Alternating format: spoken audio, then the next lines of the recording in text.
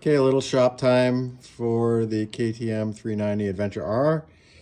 I am removing the right side panel to access the shocks preload.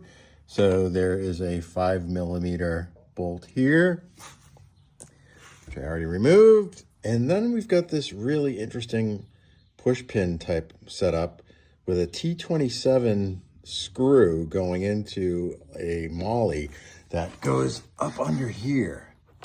So when I tried to unscrew it, the whole entire thing just turned, and I suppose there's a tool to grab the molly piece, and then you can turn that T27 and get that out and then pull this whole thing out of the hole. I just used a body panel puller because I had no idea what this thing was, and it did pop out without breaking, thankfully. And I did unscrew it and see how it worked. So we'll put that back in the way it's supposed to. And there is a pull right there, and another one. Oh, come on, you can do it. One-handed. Well, that was exciting. So you can see the back. There's a grommet up here where that pin goes on the far end, and then a grommet here where that metal pin that did not want to let go goes. So I've got a couple of wrenches down here I found, and these did not come with the bike. I just had them from previous motorcycles.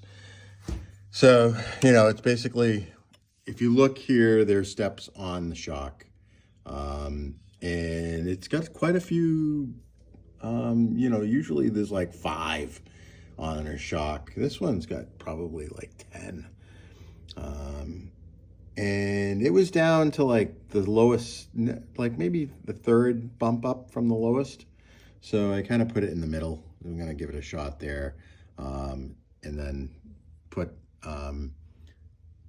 4 clicks more of rebound down here.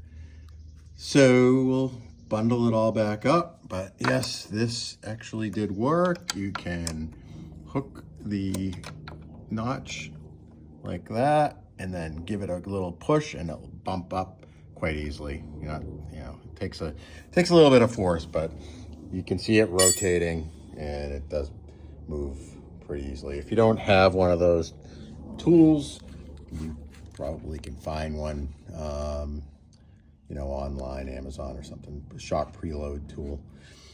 All right, let's put it back together.